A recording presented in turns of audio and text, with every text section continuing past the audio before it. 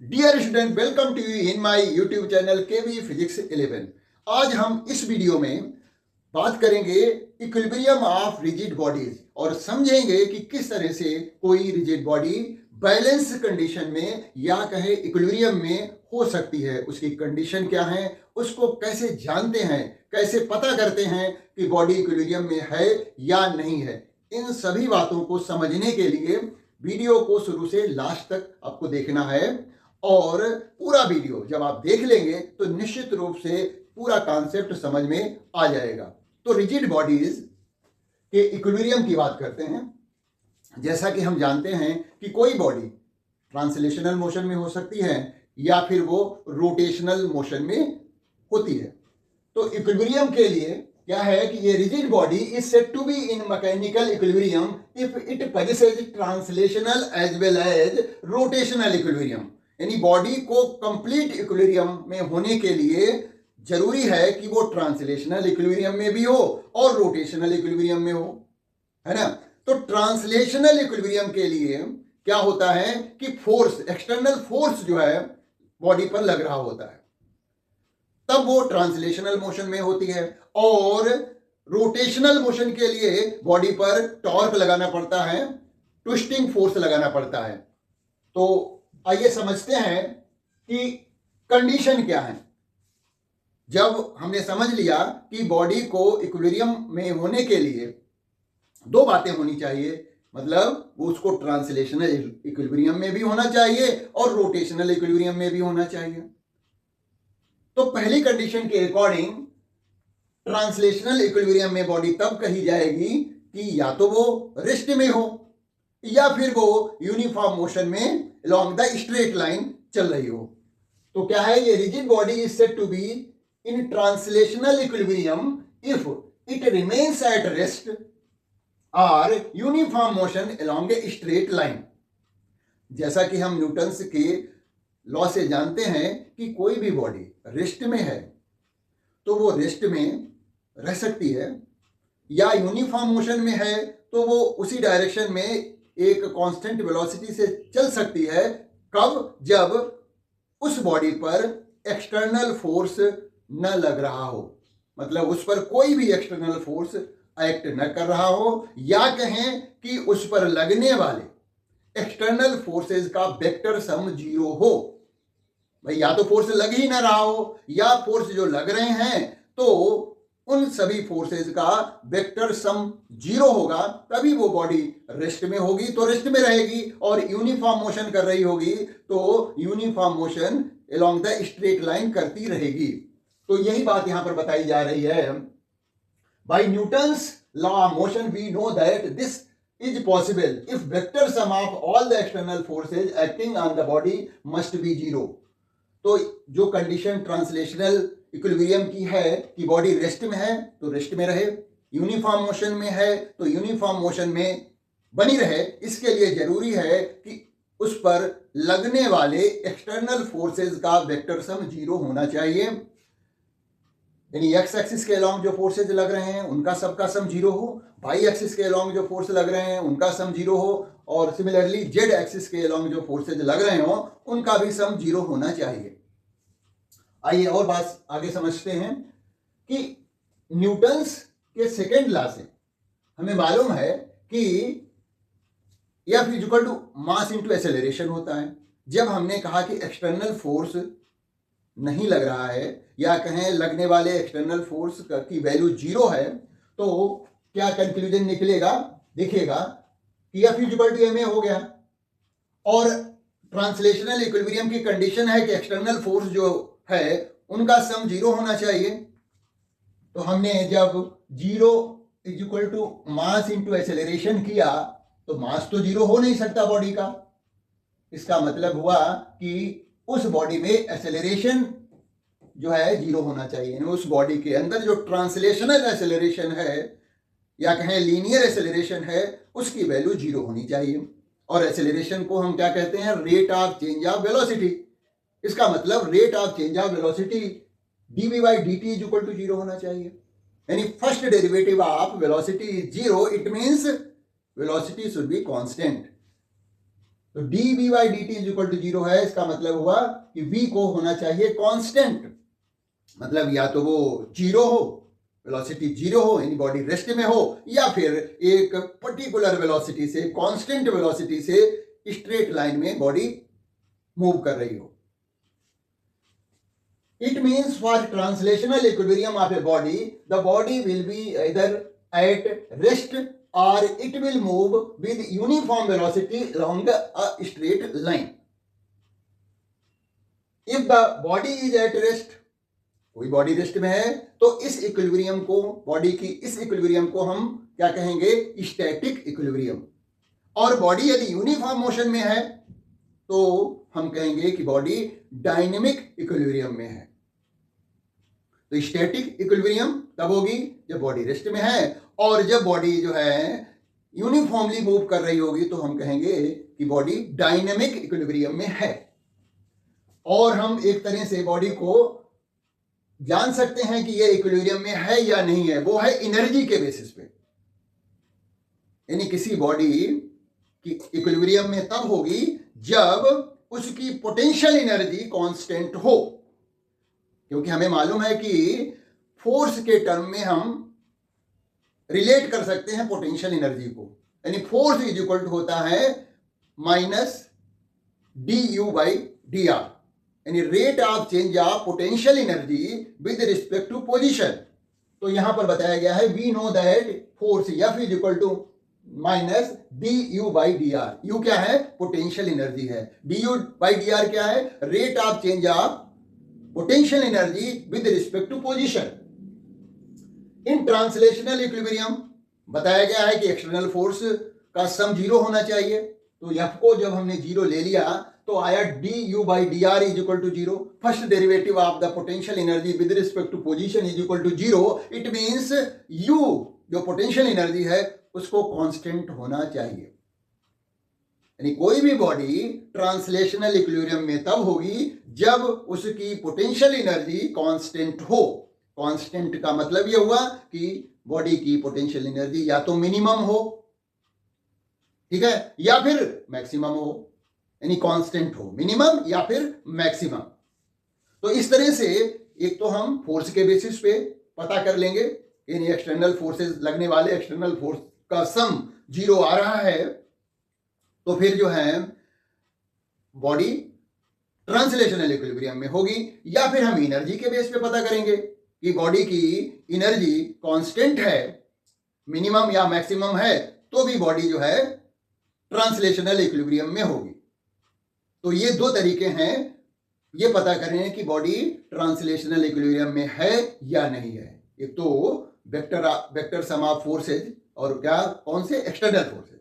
Vector sum of external forces acting on the body is zero, then the body will be in equilibrium. या कहें कि body की potential energy constant है, maximum या minimum है, तो बॉडी ट्रांसलेशनल इक्विलिब्रियम में होगी।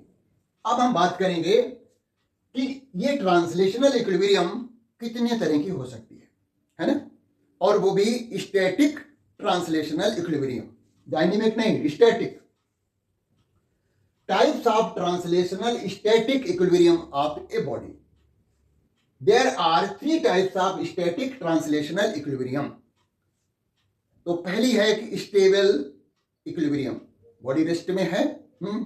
अब इसको चेक करना है कि ये स्टैटिक इक्विलिब्रियम में है या नहीं है। उसके लिए हमें क्या करना पड़ता है? बॉडी को उसकी पोजीशन से थोड़ा डिस्प्लेस करना पड़ता है, और डिस्प्लेस करने के बाद यदि बॉडी फिर से उसी पोजीशन में खुद लौट आए तो समझ लीजिए कि बॉडी के अंदर क्या है कि स्टैटिक इक्विलिब्रियम है, या कहें बॉडी स्टैटिक इक्विलिब्रियम में है। यानी हमें उसको उस पोजीशन से डिस्टर्ब कर देना है, डिस्प्लेस कर देना है थोड़ा सा, और यदि वो वापस लौट आए उसी पोजीशन में तो हम समझ जाएंगे कि बॉडी में स्टैटिक इक्विलिब्रियम में है। अच्छा, जब हम डिस्प्लेस करेंगे तो हम पाएंगे कि उसका जो सेंटर ऑफ मास है, सेंटर ऑफ मास को थोड़ा हम रेज्ड अप करेंगे, ऐसे कुछ डिस्प्लेस करेंगे कि बॉडी का सेंटर ऑफ मास थोड़ा रेज्ड अप हो जाएगा पहले के कंपैरिजन में। यानी जिस वे वो स्टैटिक इक्विलिब्रियम में थी उस पोजीशन से बॉडी को थोड़ा रेज्ड अप करना पड़ता है ना, यानी सेंटर ऑफ मास उसका ऊपर उठ जाता है ना। और एक बात यहां पर क्या है कि स्टैटिक इक्विलिब्रियम में बॉडी की जो पोटेंशियल एनर्जी होती है वो मिनिमम होती है। स्टैटिक क्या नहीं, स्टेबल कहें, स्टैटिक तो सभी हैं, तो स्टेबल इक्विलिब्रियम में बॉडी की पोटेंशियल एनर्जी जो है मिनिमम होती है, ये भी ध्यान रखना है। तो स्टेबल इक्विलिब्रियम की बात हो रही है। When a body try to regain its equilibrium position after being slightly displaced and released, displace करके हमें छोड़ देना है और वो बॉडी वापस उसी पोजीशन में लौट रही होगी। हम कह देंगे कि ये जो है स्टेबल इक्विलिब्रियम है बॉडी की। Centre of mass of the body is raised slightly on being displaced, तो हम देखेंगे कि डिस्प्लेस करने पर सेंटर ऑफ मास उसका क्या होगा, स्लाइटली रेज्ड अप हो जा रहा होगा। Such body is said to be in stable equilibrium, है ना। जो ऐसा हमें मिलेगा कि बॉडी डिस्प्लेस करने के बाद लौट रही होगी उसी पोजीशन में, तो उस बॉडी को स्टेबल इक्विलिब्रियम में कहेंगे। The potential energy of the body in stable equilibrium tends to be minimum, ये बात भी हमें ध्यान रखनी है। देखिए फिगर में भी हमने शो कर रखा है कि ये कोई बाउल है इस तरह से, और ये जो है बॉल यहाँ पर अपनी लोएस्ट पोजीशन में है और ये स्टेबल इक्विलिब्रियम में है या नहीं है, इसको चेक करने का तरीका यहाँ बताया गया है। When a body try to regain its equilibrium position after being slightly displaced, मतलब इसको हम डिस्प्लेस कर दें स्लाइटली, यहां ले आए, ठीक, अब छोड़ दिया हमने। अब छोड़ने के बाद ये बॉल निश्चित रूप से इधर को ही वापस लौटेगी जिस तरफ से मैंने उसको हटाया है, यानी उसी पोजीशन में जाने की कोशिश करेगी। तो देखिएगा सेकंड पोजीशन में, सेकंड फिगर में हमने क्या किया है, बॉडी को यहां ले आए। तो अब ये बॉडी जब छोड़ देंगे तो निश्चित रूप से ये वापस उसी जगह पर जाने की कोशिश करेगी। और देखिएगा फिगर से भी क्लियर हो रहा है कि इसका सेंटर ऑफ मास और इस पोजीशन में सेंटर ऑफ मास में क्या डिफरेंस है कि ये जब डिस्प्लेस्ड पोजीशन में बॉडी का सेंटर ऑफ मास पहले के कंपैरिजन में थोड़ा ऊपर उठ गया है ना, और निश्चित रूप से जब लोएस्ट पॉइंट पे होगी तो उसकी पोटेंशियल एनर्जी भी मिनिमम ही होगी, है ना। तो इस तरह से ये फर्स्ट टाइप की इक्विलिब्रियम हो गई, स्टैटिक इक्विलिब्रियम, और वो है स्टेबल इक्विलिब्रियम, है ना। सभी स्टैटिक ट्रांसलेशनल इक्विलिब्रियम हैं, उसका पहला पार्ट था स्टेबल इक्विलिब्रियम। अब बात करते हैं अनस्टेबल इक्विलिब्रियम। तो अनस्टेबल इक्विलिब्रियम में क्या होगा, हम यहां भी चेक करेंगे, बॉडी को डिस्प्लेस करेंगे उसकी अनस्टेबल इक्विलिब्रियम से, और बॉडी यदि डिस्प्लेस करने के बाद और ज्यादा डिस्प्लेस हो जाए तो हम समझ जाएंगे कि बॉडी अनस्टेबल इक्विलिब्रियम में है। देखिए पहले वाले केस में क्या था, बॉडी डिस्प्लेस करने के बाद वापस लौटती थी, यहां पर क्या हो रहा है, डिस्प्लेस करने के बाद बॉडी और ज्यादा आगे की तरफ उसी डायरेक्शन में डिस्प्लेस होती चली जाएगी। और यहां पर देखेंगे कि जो सेंटर ऑफ मास बॉडी का होगा डिस्प्लेस करने के बाद थोड़ा पहले के कंपैरिजन में नीचे आ जा रहा होगा, लोअर्ड पोजीशन में चला गया होगा। और इस स्टेबल अनस्टेबल इक्विलिब्रियम में क्या होगा कि पोटेंशियल एनर्जी बॉडी की जो होगी वो मैक्सिमम होगी। यही सब बातें लिखी हुई हैं कि when a body get disturb unstable equilibrium में, when a body get disturb further after being slightly displaced and released, तो यहां पर क्या होगा, centre of mass of the body is lowered slightly on being displaced, such body is said to be in unstable equilibrium, मतलब body को displace करें और body वापस न लौट करके और ज्यादा डिस्प्लेस होती चली जाए, तो इसका मतलब बॉडी अनस्टेबल इक्विलिब्रियम में थी। और क्योंकि यहां पर देखिए हमने फिगर से भी समझा रखा है कि ये बॉडी, उस बाउल को मैंने पलट दिया और बॉल को यहां पर हाईएस्ट पॉइंट पर बैलेंस कर दिया, यहां पर ये बैलेंस्ड है, ठीक है, रुकी हुई है, हाईएस्ट पॉइंट पर हमने बॉल को रखा हुआ है। अब हमने इस बॉल को थोड़ा इस पोजीशन से शिफ्ट कर दिया ऐसे, तो क्या होगा, बॉल जो है वापस तो लौटेगी नहीं, बॉल किधर जाएगी, इस तरफ को जाएगी। मूवमेंट जो है इधर की तरफ होगा, बॉडी जो है मूव करेगी डाउनवर्ड डायरेक्शन में, वापस तो नहीं लौट रही है। इसका मतलब ये अनस्टेबल इक्विलिब्रियम में थी। और हम सेंटर ऑफ मास भी देख सकते हैं कि जब बॉडी को डिस्प्लेस किया गया तो उसका सेंटर ऑफ मास पहले के कंपैरिजन में नीचे चला गया है। और क्योंकि बॉडी यहां पर हाईएस्ट पोजीशन में थी विद रिस्पेक्ट टू ग्राउंड, कहें सबसे ज्यादा ऊंचाई पे थी, तो पोटेंशियल एनर्जी इसकी यहां पर मैक्सिमम है। अब थोड़ा डिस्प्लेस किया गया तो उसकी हाइट जो है कम हो गई है, मतलब पोटेंशियल एनर्जी यहां पर कम हो जा रही है ना। तो इसीलिए कहा गया है कि potential energy of the body in unstable equilibrium tends to be maximum. इसको हम ऐसे भी देख सकते हैं, समझ सकते हैं कि देखिएगा, हमने ये मान लिया पेन है, इसको मैंने यहां पर बैलेंस कर दिया, ठीक है ना, ये रुक गया। अब क्योंकि ये अनस्टेबल इक्विलिब्रियम है, तो यदि हम इसको जरा सा भी इधर उधर शिफ्ट करते हैं तो ये बॉडी वापस नहीं लौट रही है, पेन वापस नहीं लौटा, आगे बढ़ता चला गया। तो ये अनस्टेबल इक्विलिब्रियम की कंडीशन थी। अब एक और कंडीशन है जिसको कहेंगे हम न्यूट्रल इक्विलिब्रियम। तो ट्रांसलेशनल स्टैटिक इक्विलिब्रियम की ये थर्ड कंडीशन है, थर्ड टाइप है कहें, वो है न्यूट्रल इक्विलिब्रियम। इसमें क्या है, बॉडी को हम जब डिस्प्लेस करते हैं तो बॉडी अपनी न्यू पोजीशन में जाकर के रुक जाती है, न वो वापस लौटती है न ही आगे जाती है। और यहां पर हम देखेंगे कि बॉडी का सेंटर ऑफ मास की पोजीशन में कोई चेंज नहीं आता है और न ही बॉडी की पोटेंशियल एनर्जी चेंज होती है। मतलब जो पोटेंशियल एनर्जी पहले रही वही पोटेंशियल एनर्जी अब भी है जब उसको डिस्प्लेस कर दिया गया है।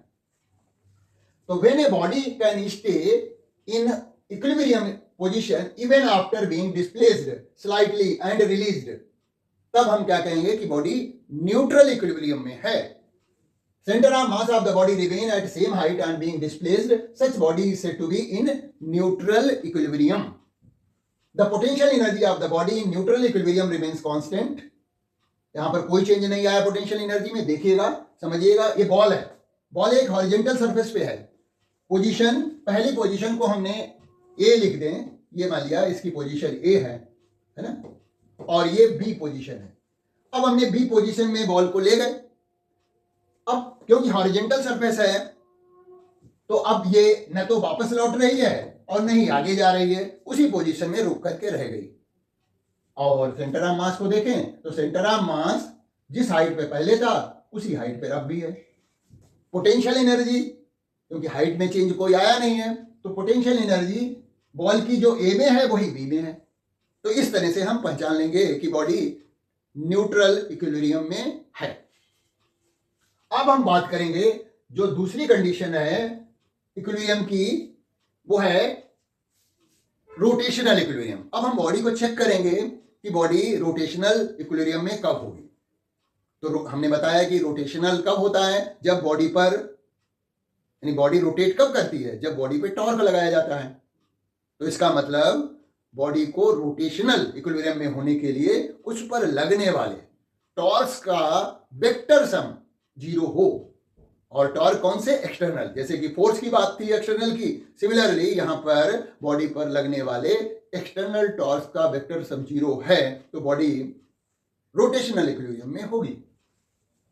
ये second condition, rotational equilibrium. A rigid body is said to be in rotational equilibrium if vector sum of all the torques, और ये एक्सटर्नल टॉर्क है ना, ये ध्यान रखना है कि टॉर्क भी क्या है, एक्सटर्नल होना चाहिए। Vector sum of all torque, और ये कैसे हैं, एक्सटर्नल है। Acting on the body is zero. जैसे मान लिया ये रॉड दिखाई गई है, यहां पर हम देख रहे हैं कि इस रॉड के ए पॉइंट पर F1 फोर्स लग रहा है, बी पॉइंट पर F2 फोर्स लग रहा है, और ये वाला फोर्स F1 इस रॉड को इस तरह से एंटी क्लॉकवाइज डायरेक्शन में रोटेट कराने की कोशिश कर रहा है, और ये वाला फोर्स इसको क्लॉकवाइज डायरेक्शन में रोटेट कराने की कोशिश कर रहा है। तो अब जो हमारा एंटी क्लॉकवाइज है टॉर्क, उसको हम पॉजिटिव लेते हैं, और जो क्लॉकवाइज होता है उसको निगेटिव लेते हैं। और इस फिक्स्ड पॉइंट O के अबाउट हम यदि टॉर्क निकालें तो हालांकि ये फोर्स जो है वेक्टर ले लेते हैं, तो F1 इंटू L1 है ना, ये पॉजिटिव होगा, और निगेटिव होगा F2 इंटू L2, यानी ये हो गया τ1 प्लस τ2, यानी वेक्टर सम हमने निकाल दिया। क्योंकि ये पॉजिटिव है ये निगेटिव है, इसका सम 0 हो जाए तो इसका मतलब ये रॉड जो है इक्विलिब्रियम में होगी। और आगे बात करते हैं, जैसा कि हमने ट्रांसलेशनल इक्विलिब्रियम में देखा था कि उस बॉडी पर लगने वाले एक्सटर्नल फोर्सेस का वेक्टर सम 0 था, तो यहां पर भी देखते हैं टॉर्क के लिए क्या रिलेशन है। For rotational equilibrium total external torque acting on the body must be 0. The equation of motion of the rotating body is given by tau external is equal to होता है dl by dt, मतलब rate of change of angular momentum is equal to होता है external torque, और external torque को हम 0 ले लें और rotational equilibrium तो हमें मिलता है dl by dt is equal to 0। First derivative of angular momentum is equal to 0 है, इसका मतलब ये हुआ कि एंगुलर मोमेंटम कांस्टेंट होना चाहिए, है ना, तो L की वैल्यू कांस्टेंट हो गई। तो हम कह सकते हैं कि the angular momentum of a body in rotational equilibrium will remain constant. एक और रिलेशन है टॉर्क का एंगुलर एक्सेलरेशन के साथ, टॉ एक्सटर्नल इज इक्वल टू होता आई एल्फा। एल्फा क्या है? Angular acceleration, I moment of inertia है। तो जब टॉ एक्सटर्नल 0 ले लिया तो 0 इज इक्वल टू जो है क्या मिला हमें, 0 is equal to I into alpha मिल गया, है ना, 0 is equal to I into alpha. तो आई तो बॉडी की 0 होगी नहीं, बॉडी की मोमेंट ऑफ इनर्शिया तो होगी। जिस तरह से मास बॉडी में होता ही होता है, सिमिलरली यहां पर मोमेंट ऑफ इनर्शिया बॉडी की होगी, वो तो 0 नहीं होगी। इसका मतलब हुआ एल्फा जो एंगुलर एक्सेलरेशन है वो 0 होना चाहिए, है ना। जैसे कि वहां पर ट्रांसलेशनल इक्विलिब्रियम में क्या था, बॉडी में लीनियर एक्सेलरेशन की वैल्यू 0 थी, तो यहां पर ट्रांसलेशनल इक्विलिब्रियम में एंगुलर एक्सेलरेशन 0 होना चाहिए। The angular acceleration of a body in rotational equilibrium will be 0। आगे बढ़ते हैं। Hence, for complete equilibrium, both conditions must be fulfilled simultaneously. If only one condition is fulfilled, then there will be partial equilibrium. देखिए, complete equilibrium के लिए body को translational equilibrium में भी होना पड़ेगा और रोटेशनल इक्विलिब्रियम में भी होना पड़ेगा, तभी हम कहेंगे कि बॉडी कंप्लीट इक्विलिब्रियम में है।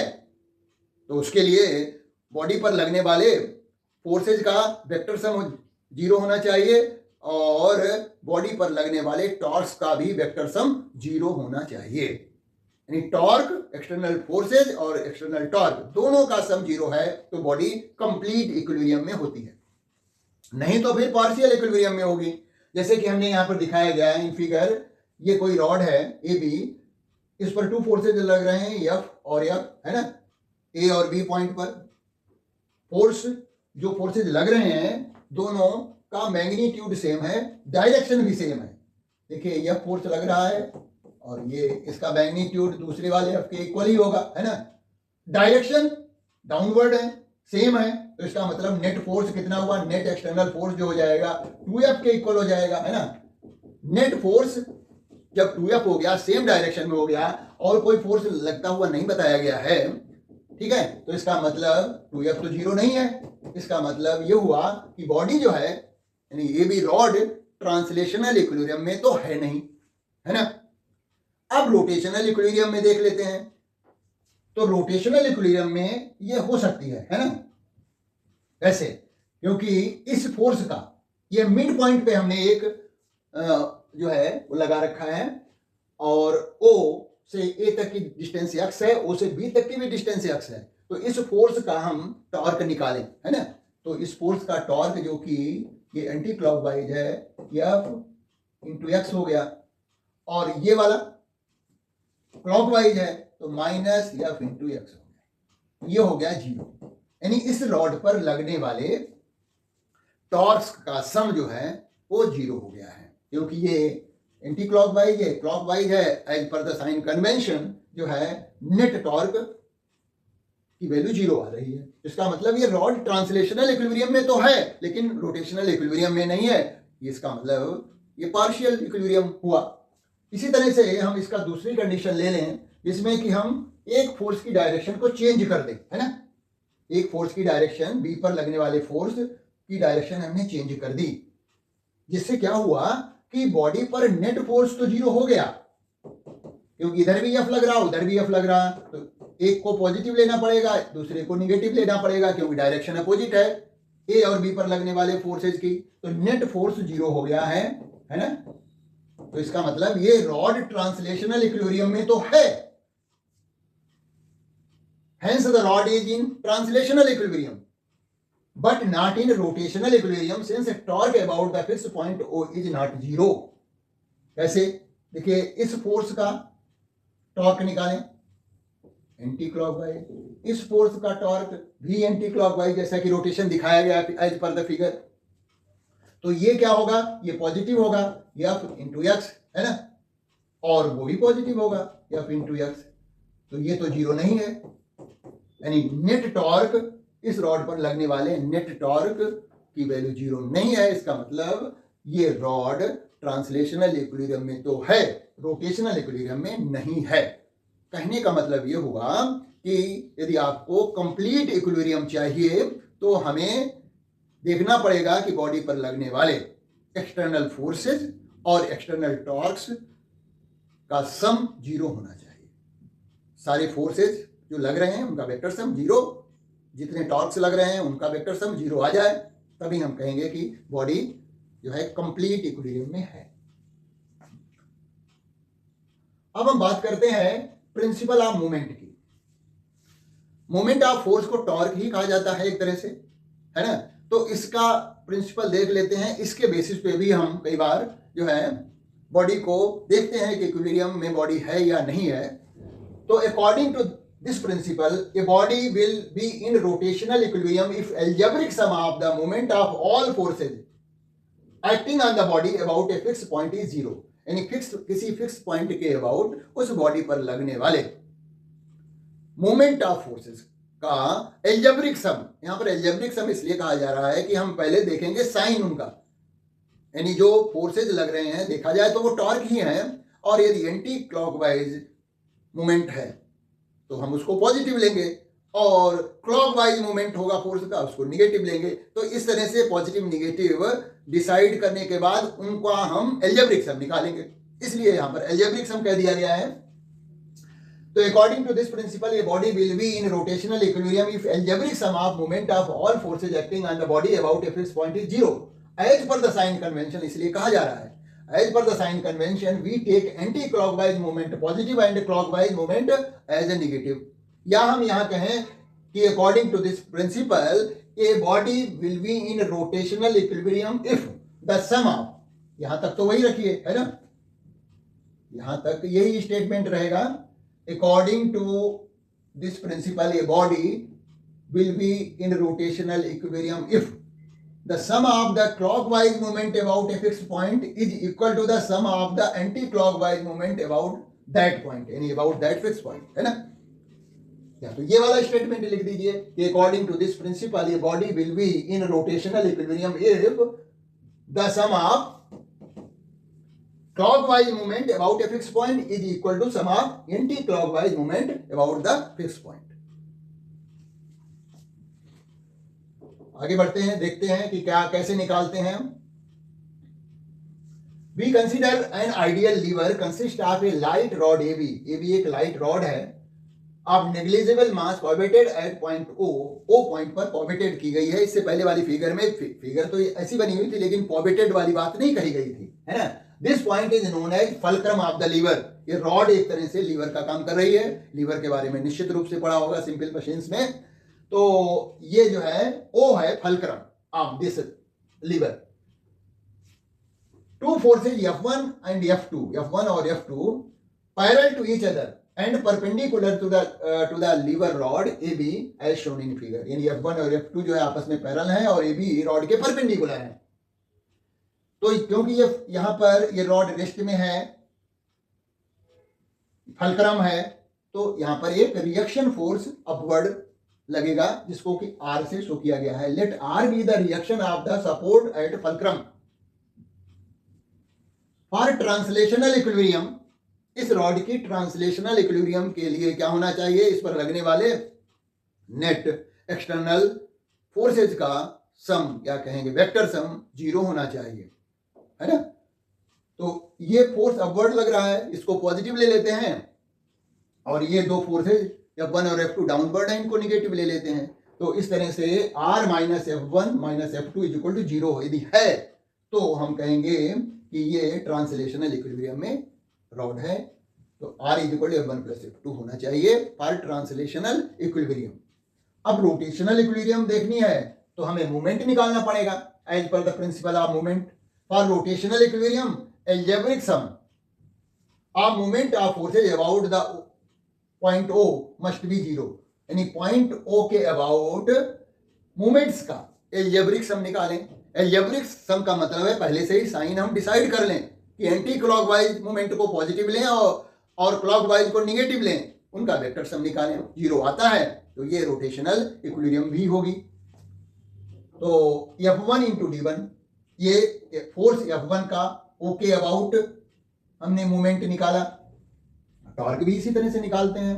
F1 इंटू D1 माइनस इस F2 का पॉइंट O के अबाउट मोमेंट निकाला, क्योंकि ये क्लॉकवाइज था, सॉरी एंटी क्लॉकवाइज था, ये क्लॉकवाइज था, तो ये पॉजिटिव हो गया, ये निगेटिव हो गया, है ना।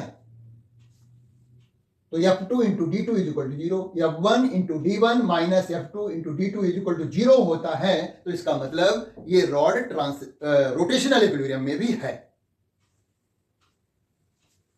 Note that R acts at fulcrum itself, therefore its moment about the fulcrum is 0। भाई एक तीसरा फोर्स भी तो लग रहा है जिसको R से रिप्रेजेंट किया गया है, उसका भी हम मोमेंट निकालें। तो मोमेंट निकालने के लिए force into perpendicular distance about which we are going to calculate the moment, और हम पॉइंट O के अबाउट ही मोमेंट कैलकुलेट कर रहे हैं, और R जो लग रहा है वो उसी पॉइंट O पर ही लग रहा है ना। तो उसकी परपेंडिकुलर डिस्टेंस तो है नहीं, 0 है। तो इसका मतलब इस R का जो टॉर्क होगा या कहें मोमेंट होगा वो 0 आएगा। केवल हमें मोमेंट किसका किसका लेना पड़ेगा, फोर्स F1 और F2 का।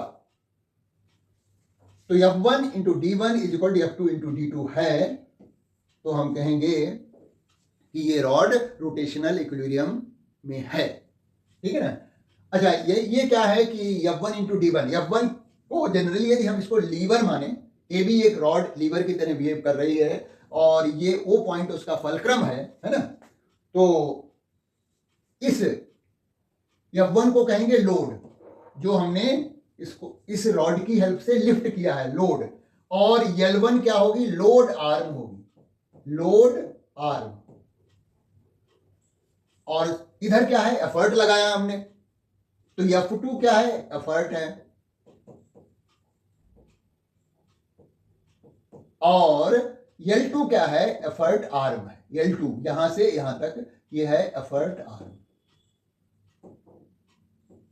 एफर्ट आर्म, ठीक है। तो L2 हो गई एफर्ट आर्म, L1 हो गई लोड आर्म, ये हो गया लोड F1, और F2 हो गया एफर्ट। तो हम लिख सकते हैं load lifted into load arm, load lifted into load arm is equal to हो गया एफर्ट इनटू एफर्ट आर्म। तो जो रेशियो आता है F1 upon F2 is called mechanical advantage. मतलब कम हमने फोर्स लगा करके, कम एफर्ट लगा करके हमने हैवी लोड यदि उठा दिया है तो निश्चित रूप से मैकेनिकल एडवांटेज हो गया। और यहां पर क्या होता है, F1 ग्रेटर देन F2 होता है, लोड ज्यादा होता है और एफर्ट हमें कम लगाना पड़ता है। तो इस तरह से इस सिंपल मशीन यानी रॉड जो कि एक लीवर की तरह वर्क कर रहा है, उससे हमें मैकेनिकल एडवांटेज मिलता है ना। तो निश्चित रूप से मैं कह सकता हूं कि किसी बॉडी को इक्विलिब्रियम जानने के लिए क्या करना पड़ता है, कैसे हम डिसाइड करते हैं कि बॉडी ट्रांसलेशनल इक्विलिब्रियम में है या रोटेशनल इक्विलिब्रियम में है या कहें कंप्लीट इक्विलिब्रियम में है, निश्चित रूप से समझ में आ गया होगा। अब इस पर न्यूमेरिकल कर लें तो फिर आप इसमें परफेक्ट जो है महारत हासिल कर लेंगे, है ना। देखिए फिजिक्स में न्यूमेरिकल के बिना कुछ नहीं है। कॉन्सेप्ट क्लियर तभी होता है जब हम उससे रिलेटेड न्यूमेरिकल भी करने की स्थिति में होते हैं। तो न्यूमेरिकल जरूर करिएगा। मिलते हैं एक नए वीडियो में।